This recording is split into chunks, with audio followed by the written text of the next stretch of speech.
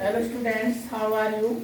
आज का हमारा जो मेन टॉपिक है वो है इलेक्ट्रॉनिक विन्यास निकालना परमाणु क्रमांक 1 से लेके परमाणु क्रमांक 30 तक। यह कैसे निकालते हैं वो हमें आपको दिखाना है। और आप भाव का जो सिद्धांत बताया था, आप भाव की जो टेबल दिखाई थी उसकी सहायता से हम परमाणु क्रमांक 1 से लेकर 30 तक इलेक्ट्रॉनिक विन्यास निकलेंगे। और जिस बच्चे से भी नहीं आता, जिस स्टूडेंट्स से नहीं आता, उसको भी चिंता करने की कोई जरूरत नहीं है। वो टेबल की सहायता से अच्छी तरह से हमारा इनका परमाणु क्रमांक का इलेक्ट्रॉनिक विन्यास निकाल लेगा। तो इसमें कोई भयभीत होने की बात नहीं, नहीं आता कोई बात नहीं। जिसपे जीरो केमिस्ट्री आती है वो भी इलेक्ट्रॉनिक विन्यास निकालेगा। उसको इस टेक्निक से आज बताया जाएगा। ओके, अब देखो परमाणु क्रमांक पहले हम लिख लेते हैं। आप होगा टेबल वन साइड में, ठीक है।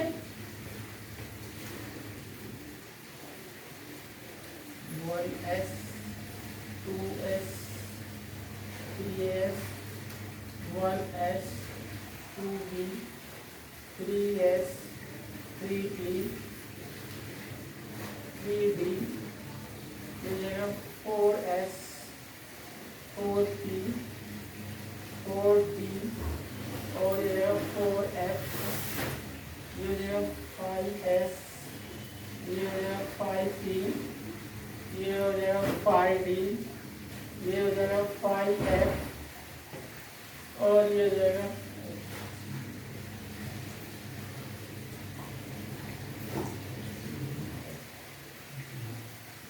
ठीक है ना।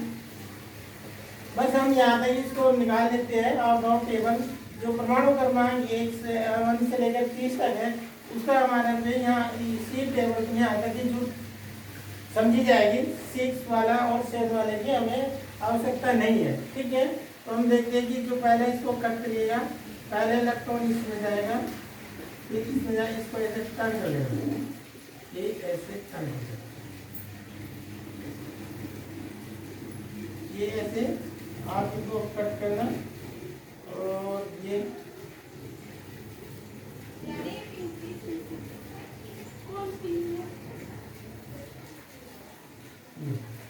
ठीक है ना। इसको हम ऐसे ही टर्न कर लेंगे और इनको ऐसे कर लेते हैं।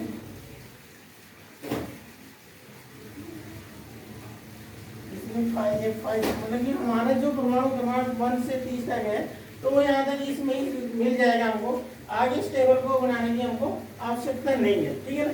परमाणु क्रमांक 1 ये लिख देते हैं। परमाणु क्रमांक 1 किसका है? हाइड्रोजन का परमाणु क्रमांक 1, ठीक है ना। और हीलियम का परमाणु क्रमांक नंबर 2 है, लिथियम का 3 है, ये लिख लेते हैं, ठीक है। ये बेरिलियम 4 है, बोरान 5 है, कार्बन 6 है, नाइट्रोजन 7 है, ऑक्सीजन 8 है, फ्लोरीन 9 है, नियॉन 10 है, सोडियम 11 है, मैग्नीशियम 12, ठीक। और आगे उतार लेंगे इनको कंप्लीट। अब समझिएगा, ये कहता है कि जो हाइड्रोजन है उसका जो एटॉमिक नंबर मतलब परमाणु क्रमांक 1 है, तो इससे क्या शो होता है कि उसमें प्रोटॉन की संख्या 1 है, इलेक्ट्रॉन की संख्या 1 है। तो हमको शो करना है इस अबाउट टेबल की हेल्प से इलेक्ट्रॉनिक विन्यास निकालना, ठीक है ना। तो हम कहते हैं कि देखो ये याद रखना, जो हमारे पास एस कोष है, पी कोष है, ये डी कोष है, एफ कोष है। एस में मैक्सिमम 2 इलेक्ट्रॉन रहेंगे, 2 से ज्यादा नहीं रहेंगे, ठीक है। पी जो कोष है उसमें मैक्सिमम हमारे 6 इलेक्ट्रॉन रहेंगे, 6 से ज्यादा नहीं रहेंगे। और जो डी है उसमें 10 इलेक्ट्रॉन होते हैं, 10 से ज्यादा नहीं होते हैं। और जो एफ है उसमें 14 इलेक्ट्रॉन है, ठीक है। तो ये याद रखना पूरा कि एस कोष में कितने इलेक्ट्रॉन रहेंगे? 2। पी में कितने इलेक्ट्रॉन रहेंगे? 6 से ज्यादा नहीं रहेंगे। जो डी है, डी में कितने इलेक्ट्रॉन रहेंगे? 10 रहेंगे, 10 से ज्यादा नहीं रहेंगे। एफ में 14 रहेंगे, 14 से ज्यादा मतलब 14 से ज्यादा नहीं रहेंगे, ठीक है ना। ये याद है कंफर्म। अब ये कहता है, ये बिल्कुल आप ध्यान रखना कि ये एस है हमारा शुरू में 1s है। 1 क्या शो करता है? ये उसका मुख्य एनर्जी लेवल को शो करता है, मुख्य ऊर्जा स्तर को बताता है, ठीक है ना। 1 और एस उसका उपकोष है। तो हमें करना क्या है, जो 1 है, जब तक इस 1s में 2 इलेक्ट्रॉन कंप्लीट नहीं होंगे तो ये इससे आगे 2s में इलेक्ट्रॉन नहीं जाएंगे, ठीक है ना। तो जब तक कोई भी है, जैसे s कंप्लीट हो गया तो उसके बाद कहाँ जाएगा, 2s में जाएगा, 2s कंप्लीट हो गया तो 2p में जाएगा, और p में कितने इलेक्ट्रॉन रहते हैं, 6 इलेक्ट्रॉन रहते हैं। जब तक 6 कंप्लीट नहीं होंगे तो उसे आगे 6 से आगे नहीं जाएगा। ये आपको पक्का याद रखना, ठीक है, इसमें भूल नहीं करनी है। अब उदाहरण दे 1H हाइड्रोजन का, जिसका परमाणु क्रमांक 1 है और इलेक्ट्रॉन 1 है, ठीक है। तो ये कहाँ जाएगा 1, इसमें देखिए इसमें कितने इलेक्ट्रॉन रहते हैं, 2, हमारे पास 1 है, तो 1 इसमें जाएगा, 1 इसमें जाएगा, 1s1, इसको ऐसे लिखेंगे। ये शो करता है 1 कि ये पहला आवर्त है, ये पहले आवर्त का s उपकोष है, और ये शो करता है कि s उपकोष में 1 इलेक्ट्रॉन है। ये हुआ इसका इलेक्ट्रॉनिक विन्यास, ठीक, क्लियर हुआ। अब ये देखो 2 में फिर करेंगे स्टार्ट, यहाँ से आरंभ, शुरू का हमारे पास 1s है ना, जब तक 1s कंप्लीट नहीं होता है तो 2s में नहीं जाएगा। अब इसमें भरेंगे तो ये आएगा, इसमें कहेंगे 2 तो लिखो 2, 1s2। ये शो करता है कि इसका पहला मुख्य ऊर्जा स्तर 1 है, n बराबर 1, जिसको k कहते हैं, ठीक, और s उपकोष है, उसमें 2 इलेक्ट्रॉन। अब ये कंप्लीट हो गए, ये इसका इलेक्ट्रॉनिक विन्यास है। क्लियर, किसी को डाउट है तो वो पूछ सकता है। अब इसके बाद है लिथियम, ये 3 लिथियम जाएंगे, ये भी याद रखना, अगर ये 1 है तो जो हम इसके ऊपर 1 लिखते हैं ना इलेक्ट्रॉन विन्यास, वो उसका टोटल और ये टोटल बराबर होना चाहिए। अगर ये बराबर नहीं होगा तो इलेक्ट्रॉन विन्यास हमने गलत लिखा, ये मान लिया। जैसे ये 2 है तो ये 2 है, ये 2 का 2 योग बराबर होना चाहिए। ऐसे 3 है तो इसमें क्या, पहले में भरो 1s, कितने जाएंगे इसमें 2, ठीक है, 3 में से 2 गया, 1 बच गया, 1 आ जाएगा। अब ये कंप्लीट हो गया तो 1 जाएगा 2s1। क्लियर हुआ ना। ये शो करता है कि जो परमाणु का, लिथियम परमाणु का पहला जो एनर्जी लेवल है, मुख्य ऊर्जा स्तर है, वो 1 है, और 1 को शो करते हैं k, ठीक है, k ऊर्जा एनर्जी से, ऊर्जा स्तर है। जो 2 है ये इसका बाहरी वाला दूसरा ऊर्जा स्तर है, जिसको n बराबर 2 कर दो। ये 2 और ये 1 इलेक्ट्रॉन है, टोटल नंबर 3 है, ये 2 है, तो ये सही है, तो ये पूरा कंप्लीट आना चाहिए।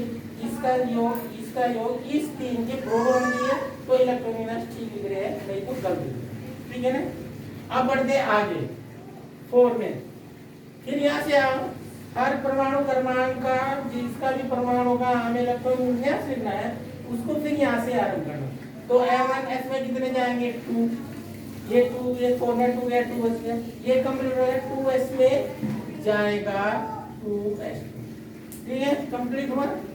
ऐसे अब बोरान 5, ये जाएगा 1s2, ये जाएगा 2s2, ये 2 हो गया कंप्लीट, तो ये p में आएगा और 2p में जाएगा 1। अब टोटल रो 2 2 4 और 1 5 कंप्लीट हुआ। ऐसे इसमें कार्बन की यहाँ से आइएगा, फिर इधर ही 1s2, इसमें जाएगा 2, फिर कितने बच गए, 6 में 2 जाएगा 4, फिर आएगा 2s2 में, ये आएगा 2s2 में, ये हो गया 2 और 2 4, 6 में 4 जाएंगे, 2 बच गया, वे 2 कहाँ पे जाएंगे, 2 इलेक्ट्रॉन 2p में, ये जाएंगे 2p में 2, टोटल लो 6, ठीक है ना। ऐसे इसका लिखेंगे नाइट्रोजन का 1s2, पहले इसमें जाएगा, इसमें 2 इलेक्ट्रॉन, ये कंप्लीट हो गया, फिर जाएगा 2s2 में, ये कंप्लीट हो गया, फिर 2p में, p में जब तक 6 नहीं होंगे तो हम p में पूरा भरते रहेंगे, जब तक पूरे कंप्लीट 6 नहीं होते। 6 होने के बाद नेक्स्ट 3s में जाएगा, तो 2p ये कितना हो गया 3। अब टोटल करो 3 और 4 7, तो हमारा करेक्ट है, ठीक है ना। 8 में देखिएगा, ऐसे फिर यहाँ आरंभ करना है 1s2 2s2, ये कंप्लीट हो गया, फिर जाएगा 2p में कितना जाएगा 4, देखो 1 2 3 4, ठीक है ना। अगर सीरियल में चल रहे हैं इस क्रम में, तो इनमें एक p कक्षक में एक इलेक्ट्रॉन की वृद्धि होती जाती है, ठीक है, कब तक, जब तक पूरे कंप्लीट 6 नहीं होंगे। अब फ्लोरीन का निकालना 9, फिर यहाँ पे जाएंगे 1s2, ठीक है ना, फिर 2 इसमें बचेंगे, ये 2s2, 9 में 2 जाएंगे 7 में 7, फिर ये हो गया 2 और गया, तो ये बच गया हमारा कितना, 9 में 4 गया 5, ठीक है ना, 5 हो गया। फिर इसमें जाएगा p में, ये जाएगा 2p5, टोटल करो 5 और 4 9, तो हमारा करेक्ट है, ठीक है ना। ऐसे ये देखिए नियॉन, ये एक अस्थाई है, अकीय गैस तत्व है, जो हीलियम है वो अकीय गैस तत्व, ठीक है ना। इनके बाहरी कक्ष में, इसको छोड़िए, हीलियम के बाहरी कक्ष में 8 इलेक्ट्रॉन रहते हैं, इसलिए किसी से जल्दी आसानी से ये विक्रिया नहीं करता है, इसलिए इनको अकीय गैस तत्व भी बोलते हैं, अकीय गैस तत्व, ठीक है ना। ये बराबर 1, ये हो गया 1s2, फिर ये कंप्लीट हो गया 2 इसमें जाएगा, ये हो जाएगा 2s2, ये कंप्लीट हो गया 3 में जाएगा 2p6। ये देखो, ये इसका कौन है, ये बाहरी कक्ष है, जिसको हम संयोजी कक्ष कहते हैं, वैलेंसी कोष बोलते हैं। ये बाहरी कक्ष है, आउटर सेल, ठीक है ना, इसको हम बोलते हैं। तो ये बाहरी कक्ष है, इसमें बाहरी कक्ष में हमारे 8 इलेक्ट्रॉन है, तो ये अकीय गैस तत्व है। अब सोडियम निकालो, ऐसे सोडियम के 11 है, तो कहाँ पे जाएंगे, शुरू में 1s2 2, फिर कंप्लीट हो गया, इसमें जाएगा 2s2, ठीक है ना, कंप्लीट हो गया। ये कंप्लीट होने के बाद p में जाएगा 2p6, कंप्लीट हो गया, मतलब p में 6 रहेंगे, 6 से ज्यादा नहीं रहेंगे, तो ये अब कहाँ जाएगा 3s में, और ये देखो 3s1, टोटल काउंट करो 6 4 10 और 1 11, ये 11, तो हमारा इलेक्ट्रॉन सही है। ये हमारा बाहरी कोष, जिसको हम संयोगी कोष भी बोलते हैं, ठीक है ना। ये 100 कर रहा है तीसरा आवर्तन। अब देखो मैग्नीशियम 12, फिर यहाँ पे आइएगा, ये लिखेगा 1s2, ये लिखेगा 2s2, पूरा हो गया कंप्लीट, p में लिखिएगा 2p6, कंप्लीट हो गया। ये अभी अनकंप्लीट है, देखो, तो ये 2 जाएगा इसमें, ये हो जाएगा 3s। ये आप लोगों की समझ में आए, ठीक है ना। नहीं यार, किसी को डाउट है वो पूछ सकता है, तो इसका आप थोड़ा स्क्रीनशॉट लो, दूसरे एलिमेंट्स निकाल लो।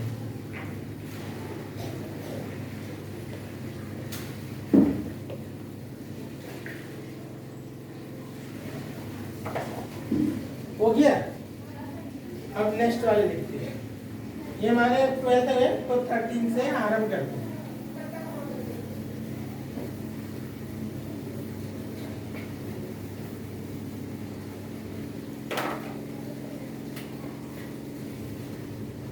Aluminium 13, silicon 14, phosphorus 15,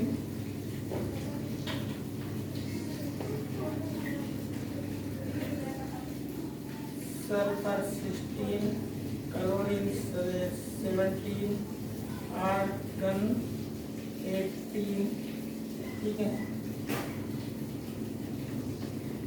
potassium 19, calcium 20, ठीक है ना।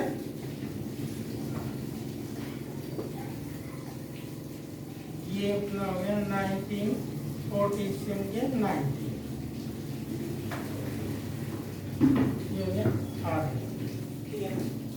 अब इनका लिखते हैं एल्यूमिनियम, ऐसे लिखते हैं, ये 13 है, पहले 2 इलेक्ट्रॉन कहाँ से आएंगे, 1s2, ठीक है, कंप्लीट हुआ, तो इसका नंबर आया, इसमें जाएंगे 2s2, कंप्लीट हुआ, इसके बाद जाएंगे 2p में, p में कितने जाएंगे 6, ये कंप्लीट हुआ, इसके बाद जाएंगे 3s2, ये कंप्लीट हुआ, ये काउंट कर लो, ये 10 और 2 12, तो ये p में जाएगा 3p1, ठीक है ना।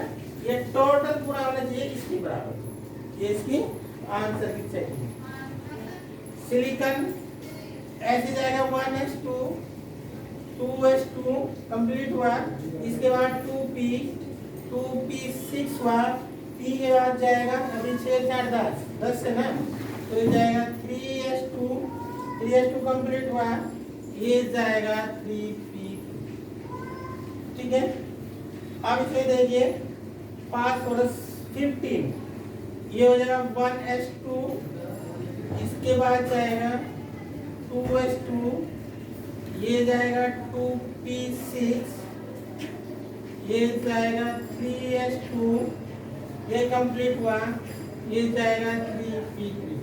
ठीक है ना, इन काउंट करो 6 और 4 10 12 और 3 15, तो हमारा सही है। अब सल्फर में देखिएगा, ये जाएगा 1s2, ये कंप्लीट भरा गया, ये जाएगा 2s2 कंप्लीट हुआ, ये जाएगा 2p6, ये कंप्लीट हुआ, ये जाएगा 3s2 डॉलर किलो, ये 10 10 और 2 12 रहेगी, और हमारे होना 16, तो इसमें जाएगा p में जाएगा 3p4। ठीक है ना, काउंट कर लो 6 4 10 12 12 और 4 16, तो हम सही चल रहे हैं, टोटल बराबर आ रहा है। ऐसे जाएगा 1s2, ये जाएगा 2s2, ये 2p6, 3s2, 3p5। ये कौन है? ये भारी कक्ष है। ये कौन है? ये भारी है, संयोजी कोष बोलते हैं। ठीक है, ये आर्गन सारा, ये 1s2,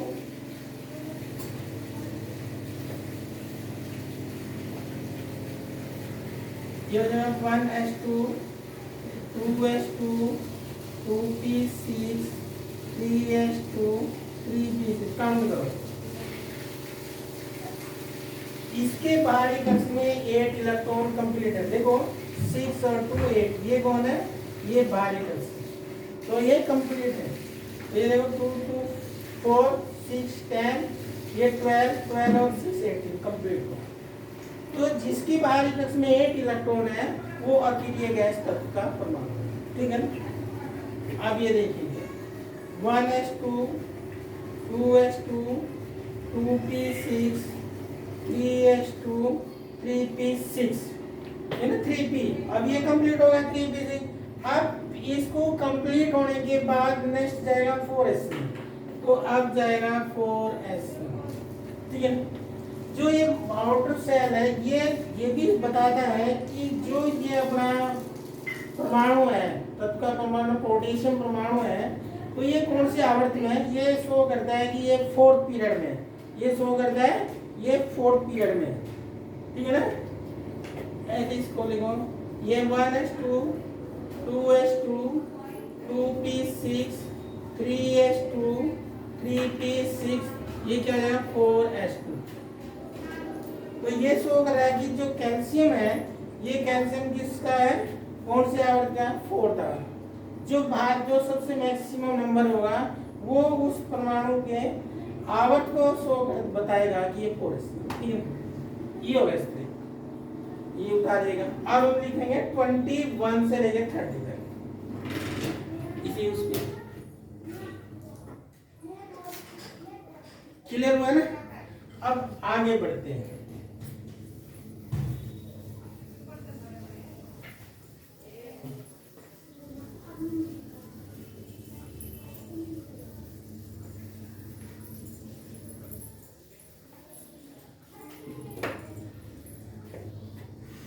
ये 21 स्टेडियम 21 है, टाइटेनियम 22 है, वैनेडियम 23 है, क्रोमियम 24 है। यहाँ पे जो 24 जिस नंबर में ये 4 आएगा लास्ट में 1 से लेके 30 तक, ये मतलब 21 से लेके 30 के बीच में अगर 4 और 9 आता है तो वहाँ पे जाके ये जिस नियम से हम भर रहे हैं, अपवाद के नियम से जो भर रहे हैं वो यहाँ पे अपवाद हो जाता है। ठीक, इसको एक लर्न करना। ये Mn मैग्नीशियम 25, ये आयरन 26, ये कोबाल्ट 27, ये निकेल 28, ये कॉपर 29, तो ये जिंक को लिख देंगे। चलो इसका लिखते हैं, ये लिखो 1s2, 2 इसमें गए, बच गए नेक्स्ट इसको लिखो 2s2, ये कंप्लीट हो गया। ये दूसरा आवर्त चल रहा है 2p6, ये कंप्लीट हुआ। अब कौन चलता है? तीसरा। देखिए यहाँ तीसरा, ये 3 नंबर शो करता है कि आवर्त का सदस्य है। किसके आवर्त का सदस्य? तीसरा आवर्त का सदस्य नंबर, ठीक है ना। ये परमाणु तीसरे आवर्त में। ये देखिएगा ये 3s है, ये 3s2, तो मतलब ये 3s2 आ गया, मतलब 3 शो कर रहा है। ये शो कर रहा है 2 2 दूसरा आवर्त, ये शो करता है 1 पहला आवर्त, ये तीसरा आवर्त। अब लास्ट में जो आएगा नंबर वो शो करेगा इसको कौन से आवर्त में, ठीक है ना, वो शो करेगा इसमें। तो 3s2, तो ये 3p6, 3p6 हो गया। इसके बाद वो है 4s2, हमें s2 में 2 खंड है, कंप्लीट हो गया। अब ये टोटल गिनवाओ, ये 6 4 10, 2 12 और 6 18, 18 और 2 20। एक ही कमी है, और एक कहाँ से आया? 4s भर गया ना, कंप्लीट हो गया। तो ये जाएगा 3d1, ये जाएगा एक बढ़ेंगे 3d1। अब इससे ये भी आप याद रखना, जो परमाणु क्रमांक जो 21 से लेकर जो 30 तक है, वो जो है अपना दीर्घ आवर्त सारणी में डी ब्लॉक के तत्व है, ठीक है ना। तो इसका अंतिम इलेक्ट्रॉन कहाँ जाता है? वो मतलब कि 4s तो कंप्लीट हो जाएगा। जो इस 4s से पहला जो आवर्त है वो 3 है, तो उसके डी कक्षक में जाएगा, ठीक है ना। तो इसको ऐसे लिख देंगे, फिर ये तो आपका रूलिंग उसके अनुसार है। तो अच्छा, ये 3d को यहाँ पे कर लेंगे इधर ही, पास में 3d1 और 4s, ठीक है ना। अब ये जो 4 है, ये शो करता है कि जो स्केडियम 21 है वो 4 आवर्त का सदस्य है, ठीक, क्लियर हुआ। तो ये सारे के सारे अब डी ब्लॉक के एलिमेंट्स है हमारे पास 21 से लेके जेड, जिंक जेड 30 तक, ठीक है ना। तो इसका जो इलेक्ट्रॉन है वो s में जाएगा, 2 रहेगा, और जो d कक्षक है उसमें 1 से 9 रहेगा। तो मतलब कि पहला इलेक्ट्रॉन इसमें जो ये है अपना ये जा रहा था, तो इसे कंप्लीट पहले 4s में जाएगा, 4s के 3d में जाएगा इसमें, ठीक है। ये लिखो, ये 1s2, इसे लिखने 2s2, 2p6, 3s2, 3p6, ये 22 है, तो ये हो जाएगा 3d2 और 4s। जो बाहरी कक्षक 4 वाला वो कंप्लीट बना रहता है, और ये पार्शली भरे रहते हैं, आंशिक रूप से भरे रहते हैं। ये डी ब्लॉक के मेंबर है, ठीक। डी ब्लॉक के 3d श्रेणी के मेंबर बोले जाते हैं, 21 से लेकर परमाणु क्रमांक जेड तक, जिंक है जो लास्ट तक, ठीक है ना। ये याद रखना कि ये डी ब्लॉक के 3d शरीर के सदस्य है सारे का, जेड तक, 21 से लेके जेड।